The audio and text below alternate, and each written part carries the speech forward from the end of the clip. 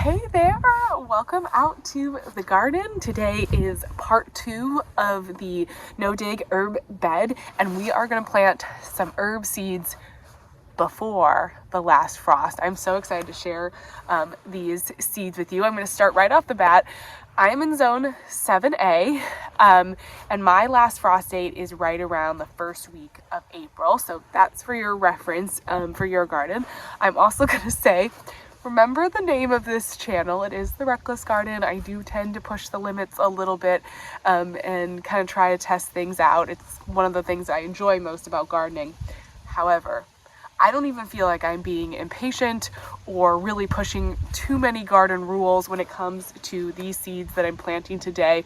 These are all herbs that, according to their seed packets, should all be doing well being planted before the last frost. So I got a whole pile of seeds because I'm so excited to get these in the ground, and I just thought I would talk through with you what we've got going. So I'm looking for room inside. I've got a few herbs started. I'm hoping to start some more basil and stuff this week, but you know, I'm starting to run out of planting space, seed starting space inside. And so when I started looking at all these seed packets to start some herbs, I realized, you know what, I can plant all of these outside, direct sow, and I can direct sow them now before my last frost date. So what am I waiting for? Let's get planting. Okay, so I have a whole bunch of seeds here. We're gonna do some clumps of some different herbs throughout the no-dig bed. I'm gonna start by talking about the parsley. Parsley is one of my favorite herbs to use in cooking. It's just one of those herbs that we end up using a lot, so it's something that I really want to grow. This is Giant of Italy. As you can see, these seeds are a couple years old, so I do need to get them. I do need to kind of use them. But the Giant of Italy is really nice because it's a big size, it's got big leaves, and you can direct sow them in fall or very early spring. If you don't do that, you actually have to cold stratify your seeds. So you can either cold stratify and start indoors and do all that, or like I'm going to do right now, I'm just going to plant them out. So they may take a little longer to germinate. They may not germinate right away, but direct sowing them right now is actually going to be perfect. So this is going to be a great one. I'm just going to do like a nice little clump of the flat leaf. And then I also have some seeds for a moss curled parsley. Same kind of thing, same growing requirements. You can plant it in fall, you can plant it in early spring, or you have to cold stratify it. So again, we're just gonna plant these outside today. I think it's gonna be perfect, and this is gonna be a great one to have a fancy extra ruffle version of the famous native to the Mediterranean. These are gonna be fun and kind of decorative too, which that herb bed, as you saw in my last video about the herb bed, is right in the front of the garden. So it's nice to have some pretty decorative kind of seeds like this. Okay, then we're gonna do some German chamomile. I actually have a couple seed packets of chamomile. The last few years, I have always purchased chamomile, and I've continually had issues with it. And now I'm wondering if it's because I haven't been starting it correctly. When I looked back here, recommended was to sow it outside 4 to 6 weeks before your average last frost date, or as soon as the soil can be worked, which is right now. So this is perfect. So chamomile is it's kind of like that tea garden, herb garden kind of thing, but chamomile is just such a great thing to have in the garden. It's super, super pretty, and of course then you can do chamomile tea, etc. You can put it into salads. It's, you know, can attract the pollinators and everything, and it says it's deer resistant. So I actually may grab a few other seed packets of chamomile and stick it in some of my like other pollinator planting areas. If it's deer resistant, maybe we can get it to grow, but I need to like get it sown right now. This is the best time to plant it. You can also sow it indoors. You can start the parsley, you can start this indoors, but you know, might as well just save the space, I think, and start it outside. I'm excited about that. So I have a German chamomile, and then I think the other one is also, yeah, it's just from MIgardener, but it's also some more German chamomile. And as I said, I've had a kind of trouble with it getting it going, so I'm really hopeful that maybe this technique of sowing it now is actually what the chamomile wants, so it's actually going to do better. Wouldn't that be nice? Then I'm going to do for my kitty cats, I'm gonna do some catnip. So this one is another 2 to 4 weeks before your last frost. We're at about 5 weeks. But typically, this year has been a little different because we've gotten a lot of snow, but typically in Virginia, we're pretty warm from now on. Excuse me, I've got a cold. We've been dealing with snow and colds, and hopefully I can get through this today. But yeah, it's actually gonna be a perennial. Down to zone 3, so I'm gonna get it started. We'll see if it becomes an issue in the garden. I may have to move it, but yeah, I think that'll be fun, and you can start it now outside, direct sow. I'm also gonna start some thyme, although I'm realizing now, are there any seeds in here? Oh, they are. They're just tiny. Oh my gosh. Wow. Okay. This is an Orangello. So it's kind of like an orange flavored thyme, but it wants to be surface sown outside in early spring. I think this is early spring. This feels like early spring to me. It should be a perennial in zone 5 through 9. And I'm going to plant this kind of on the edge of the raised bed so it can kind of like meander around the logs and sort of fill in and do its little thyme thing. But I'm excited for it. Actually, this one is even a good spiller herb for containers, and they say it can actually handle some light foot traffic if you wanted to put it in a space like that. All right, then the last one that I'm going to sow outside right now are some dill. This I'm pushing the limits just a tiny bit. The seed packet recommends 1 to 2 weeks before your average last frost to put it in the ground. As I said, we're at like 5 weeks, so pushing the limits just slightly. But it's going to take a little while to germinate. It says 20 to 25 days to emerge. I don't know what this one says.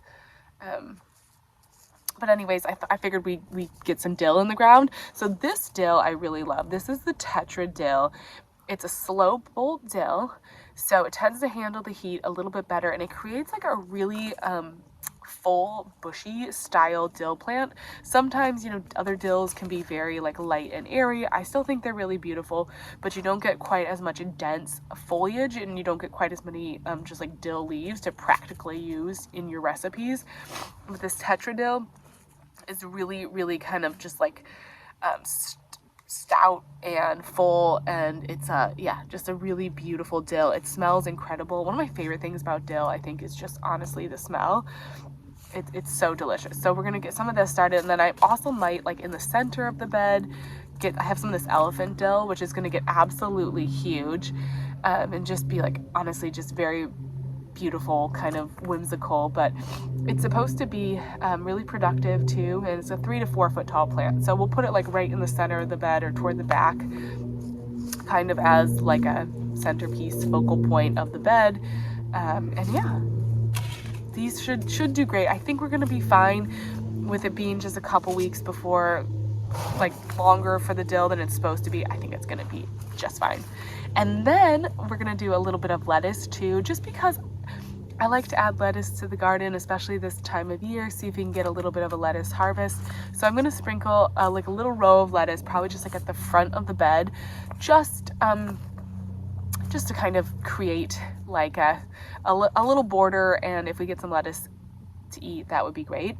This is the new Fire Red. It's a frost tolerant lettuce, but it also is supposed to be able to handle some of the heat too, so it may extend my lettuce season, and maybe it'll be able to handle once we get into April, it warms up here. Like it gets hot, and then it gets hot fast, and so having anything that's a little bit deer resistant is on the mind, but heat resistant is really good.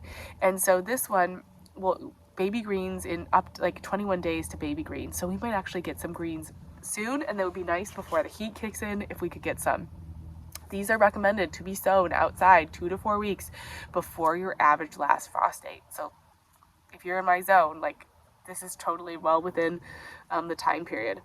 I also have this really pretty lettuce. This is a cinnamon, which is just such a gorgeous color. I thought it'd be really pretty in kind of this border that we're gonna have along the front of the bed.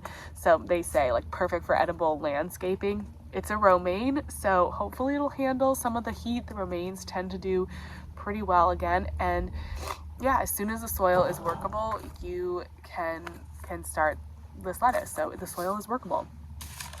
let's do it. My herb bed, I'm trying to think, I didn't actually measure it. It's probably like 6 feet by maybe like 8 feet or so.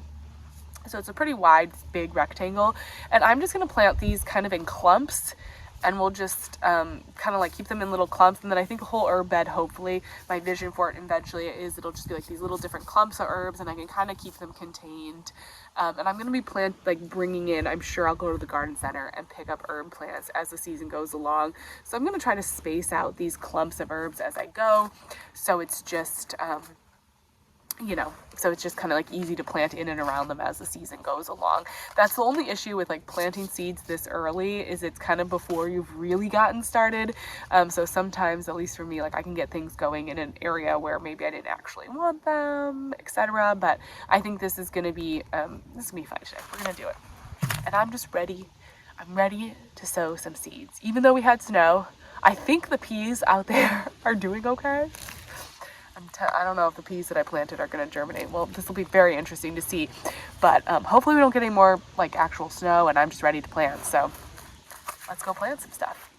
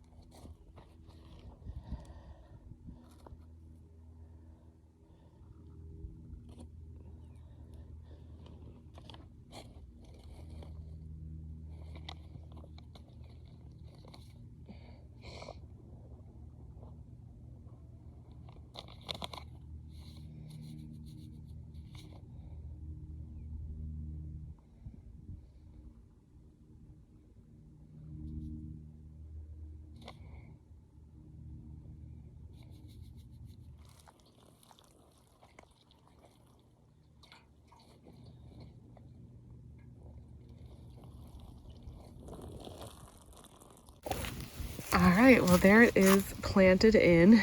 Throughout the season, I'm going to be adding more soil as well to really fill in this bed. But I also put some repels all on it. That's just going to be really necessary for me because we deal with so much deer pressure in this area. The pressure from the deer is really intense, but I've been putting on repels all pretty regularly, and I'm actually super encouraged because I honestly haven't seen any deer tracks in the garden space, and they were like walking right through the garden. I was finding a lot of deer tracks right in my garden space, and since I've been putting down their repels all so far, they've been staying out of here. So I'm hoping that really continues to work, but at least we got these things seeded.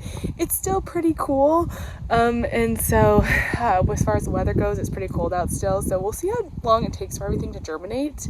The nice thing about this garden space that I picked, though, is that I'm realizing it's a really nice, warm, full sun area. So it was like the first area where the snow melted after our last snowstorm, which is just really kind of encouraging to see. It was really good to see, like, okay, we've got a good, warm, sunny hillside here, and hopefully our herbs come on up quickly, and hopefully the deer don't want to eat them. And the lettuce too, so I just planted that. I really spread that out quite a bit. My thought with that lettuce is that it's really going to be for baby greens. So I just spread it out kind of just in like a rectangle with it. And then I'm going to come in and probably harvest for great baby greens, kind of harvest the biggest outside leaves, and then as it keeps going in the season, maybe we'll thin it out to a few heads, but it's mostly just going to be cut and come again kind of method for the lettuce. So I just did like a rectangle lettuce. I really didn't get careful about putting like one seed 2 inches apart, or you know, whatever they recommend as far as that goes. And then I just did the clumps of herbs. It was kind of windy too, so I felt like with the thyme seeds and some of those seeds, they were kind of blowing around a little bit, but hopefully we got everything in place. And if nothing else, it was so fun to get out here and plant.